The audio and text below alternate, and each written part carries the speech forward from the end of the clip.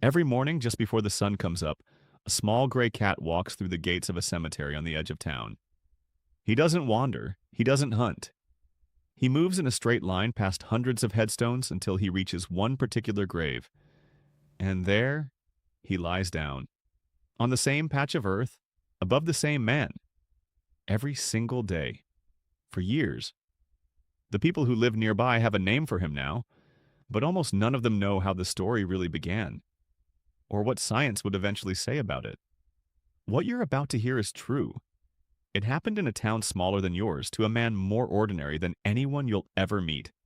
And by the end, you may never look at the animal sleeping at the foot of your bed the same way again.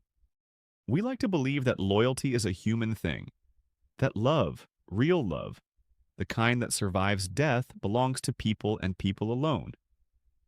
This is the story that quietly takes that belief apart.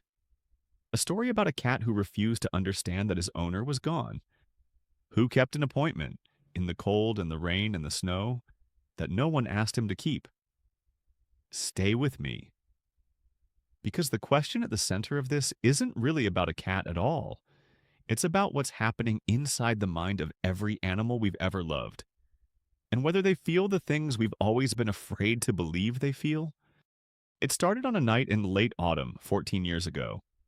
Walter Brennan was 71, a retired carpenter who lived alone at the end of Hollow Lane, in a house that had grown too quiet.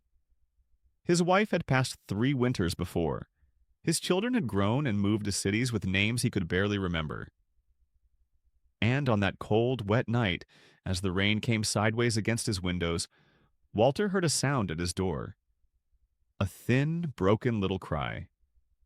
He opened it to find a kitten. Gray, soaked through, shivering, no bigger than his hand. One small white paw, like a single sock pulled on in a hurry. Walter wasn't a cat person. He'd say that to anyone who asked, but he picked the kitten up, tucked it inside his coat, and felt its heartbeat racing against his chest. And just like that, the quiet house had a second heart beating in it again.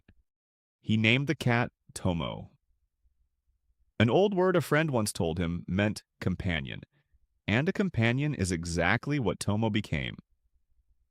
Every morning, Walter would shuffle into the kitchen, and Tomo would already be waiting on the windowsill, tail curled, watching the door.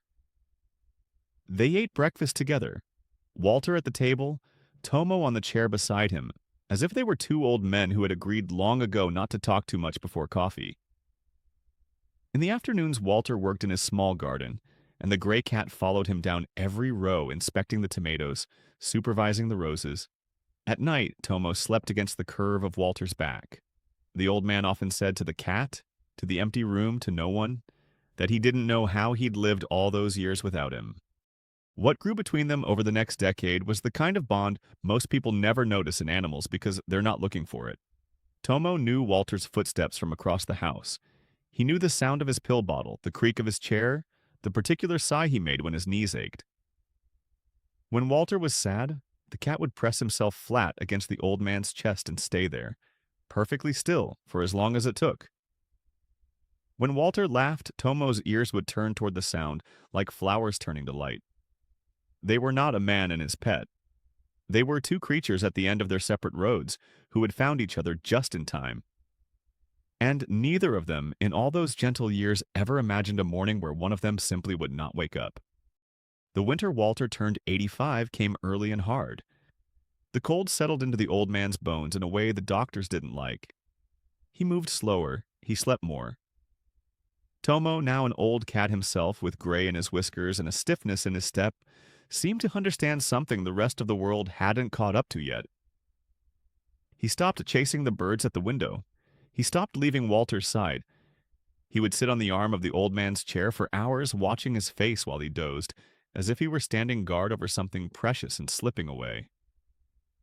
The neighbors who brought Walter his groceries said the cat had grown clingy. Walter just stroked Tomo's head and said gently that the cat knew. They didn't ask what he meant. They wished later that they had. It was a Tuesday in February, the kind of cold white morning where the whole town seems to hold its breath. For the first time in 14 years, Walter did not come into the kitchen. Tomo waited on the windowsill the way he always had. The light came up over the frosted garden. The kettle stayed cold, and still the bedroom door did not open. When the neighbor let herself in that afternoon, worried by the dark windows, she found the old man in his bed, peaceful as though he'd simply decided to sleep a little longer. And she found the gray cat lying against his chest. Not crying, not moving, just lying there, with one white paw resting over the old man's silent heart, refusing even then to leave his side. The days that followed were a blur of strangers. Walter's grown children arrived from their faraway cities, dressed in black, speaking in low voices about arrangements and paperwork and what to do with the house. And in all of it, almost no one thought about the cat.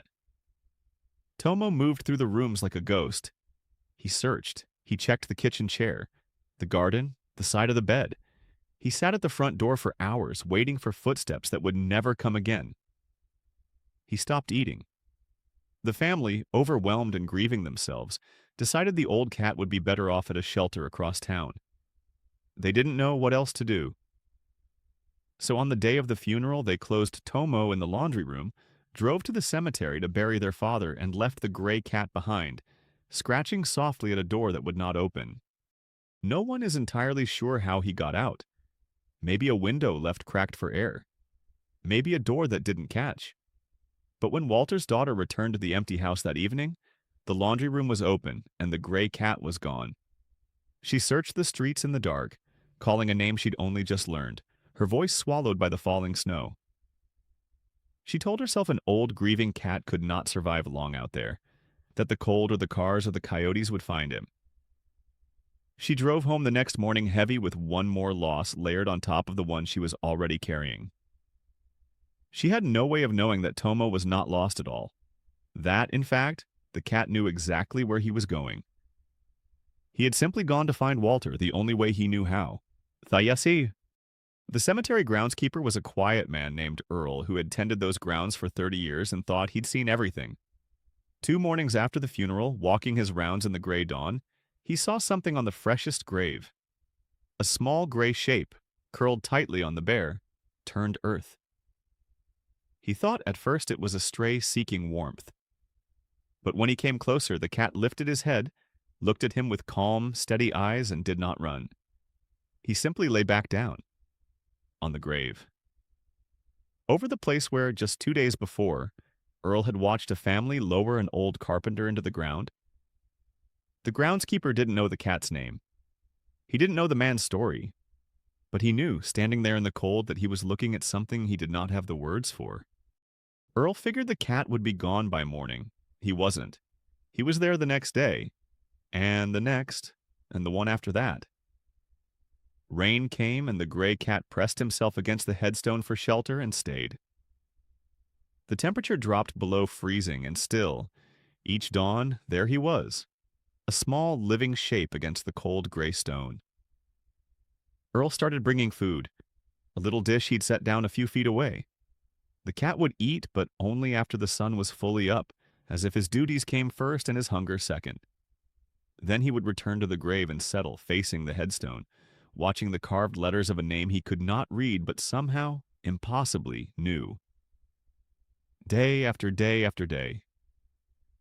Earl began to mark it on his calendar. The streak grew. A week, 2 weeks, a month. The cat never missed a single morning. Word travels in a small town.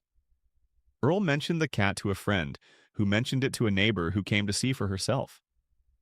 Soon people were stopping by the cemetery in the early hours just to witness it. The gray cat on the old carpenter's grave.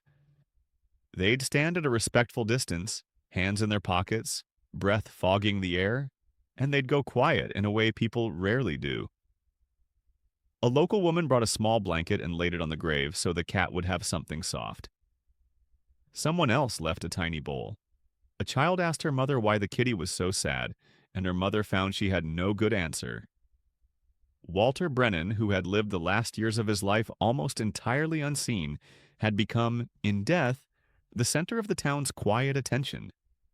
All because of a cat who would not let him be forgotten. And here's the part that made people truly stop and wonder. Because the cemetery was not next door. It was nearly 2 miles from Hollow Lane, where the family's empty house still stood. 2 miles across a town the cat had never once been allowed to roam, across a busy road where cars came fast around the bend, past dogs, past other territories, past every danger a small, aging cat could face. And somehow, every single night, Tomo made that journey. Down the lane, through the fields behind the church, across the cold rail tracks, all the way to a grave he had never seen before the day he first appeared on it. No one had ever taken him there. He had not followed the funeral procession. By every logic we understand, he should not have known that place existed. And yet he found it. The question was simply, impossibly, how? How does a cat find a grave he was never shown? Scientists who study animal navigation will tell you it is not magic, though it can feel like it. A cat's world is built of scent in a way ours could never be. Where we see a street, Tomo smelled 1,000 layers of information, invisible and precise. It's possible he followed the lingering trace of the funeral cars. Possible he tracked the scent of the freshly turned earth, of the flowers, even of the people who had carried Walter. Cats possess a second scent organ, the vomeronasal in the roofs of their mouths, that reads the world like a second pair of eyes.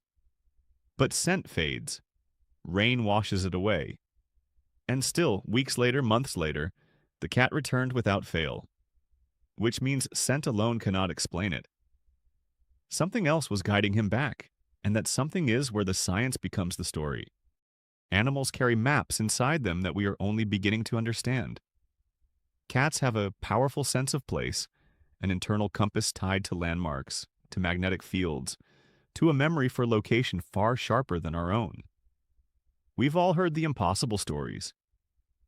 The cat lost on a family vacation who turns up months later at the old front door, hundreds of miles away. This is the same machinery. Tomo had, in some deep and wordless part of his mind, locked onto a single point on the earth and bound it to the most important thing in his world. Walter. Not the house, not the food bowl, not the warm bed. The man.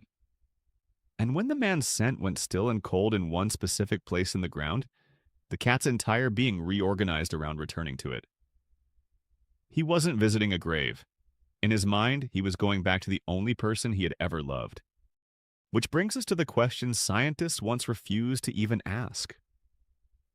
Do animals grieve?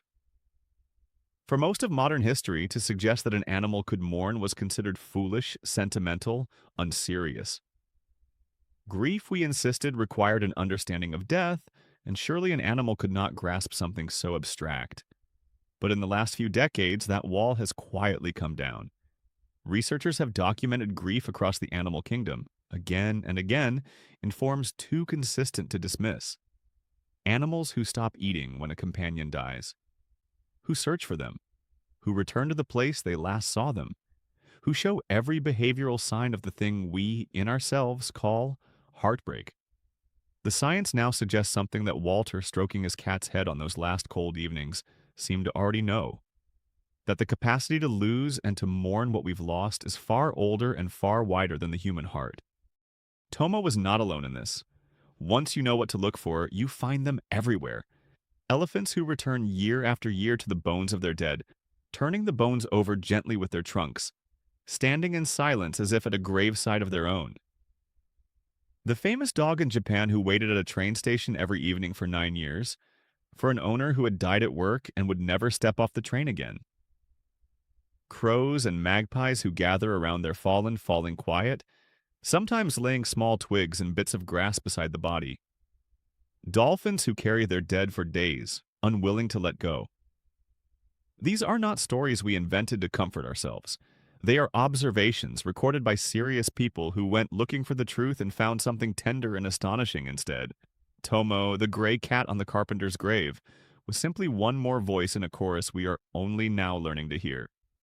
And if you need the cold, hard science of it, that exists too. When a cat bonds with a human, the same chemistry fires in its brain that fires in ours when we hold someone we love. Oxytocin, the molecule of attachment, floods the system. Studies have shown that when cats are reunited with their owners, they display the exact patterns of secure attachment that human infants show toward their parents. To Tomo, Walter was not a food source. He was not a habit. He was an attachment figure, the fixed point around which a whole inner world was organized. Neuroscience can now watch this bond light up on a scan. The love between an old man and his cat was never a sweet illusion. It was real and measurable and chemical and deep, which means the grief that followed was just as real. The grave was not a mystery to Tomo. It was the last place his heart had left to go. Of course, not everyone believed. There were those in town who said it was nothing, that the cat had simply found a warm spot, or that food had drawn him there, or that people were seeing meaning where there was only instinct. And it's fair to ask the hard questions. Science demands it. But here's what the skeptics could never quite explain. There was no food on that grave when the cat first came. There was no warmth in February's frozen ground. There were 1,000 warmer, easier, safer places for an old cat to spend his nights. And yet he chose the cold stone, the bare earth, the long and dangerous walk, every single day, for no reward that any of us could measure. At some point, the simplest explanation, the one that requires the least twisting, is also the one we find hardest to say out loud. The cat went because he missed him. Seasons turned. The blanket the townsfolk had left grew weathered and someone replaced it. A small wooden shelter appeared beside the headstone built by a man who never gave his name, just big enough for a cat to escape the rain.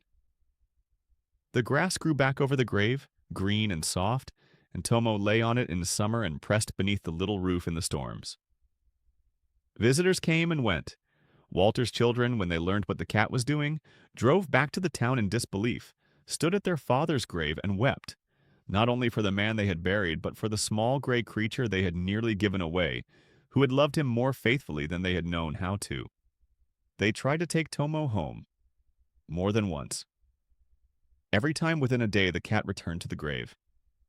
Until at last they understood. This was his home now. This was where he had decided to stay. There is something almost unbearable and almost beautiful in what that cat understood that the rest of us so often forget. Tomo did not grieve the way we do. He did not bargain or rage or try to move on or tell himself the comforting things we tell ourselves. He simply loved completely without condition, and when the one he loved was gone, he did the only thing his heart knew how to do. He kept showing up. Day after day, with no expectation that it would change anything, with no audience he was performing for, with nothing to gain. Just presence. Just faithfulness. Just love that did not stop because its reason had died. We build monuments and write speeches and search for the right words to honor our dead. A gray cat with one white paw taught a whole town that the truest form of remembrance might be far simpler. To return. And to stay. Tomo grew old at the foot of that grave. The years that had silvered Walter's hair now silvered the cat completely. His steps slowed, his eyes clouded. The townspeople who fed him noticed he slept longer now, deeper, the long sleep of an animal whose work in the world is nearly done. And still, every morning that he could, he made his way to the headstone and settled onto the grass above the man he had never truly left. Earl the groundskeeper, older himself now, would watch him from a distance and take off his hat. People who had moved away came back just to see the cat one more time. He had become something the town could not quite name. A reminder, maybe, that love does not check a calendar. That it does not ask whether the one we love can still see us. That it simply continues quietly in the cold, long after the world has looked away. On a soft morning in early spring, almost 3 years after Walter died, Earl came through the gates and found the gray cat lying on the grave, the way he had 1,000 times before. But this morning was different. This morning the cat did not lift his head. Tomo had died in the night, in his sleep, on the grass above his owner, exactly where he had always wanted to be. The town buried him there, right beside Walter Brennan, a small grave next to a larger one with a small stone of its own, carved with a single word the old man had chosen for him so many years before. Companion. They had been apart, in the end, for only a little while. A man and his cat, separated by death, reunited by a loyalty that death could not break. And the cemetery on the edge of town was quiet again. But it was a different kind of quiet now. So the next time someone tells you that animals don't understand, that they don't truly love, that what we see in their eyes is only instinct and imagination, remember the gray cat on the carpenter's grave? Remember the 2 miles he walked in the dark, the freezing mornings, the years of faithful return for a reward that existed only in his heart. We will never fully know what Tomo felt on that cold stone in those long hours before the dawn. But we know what he did.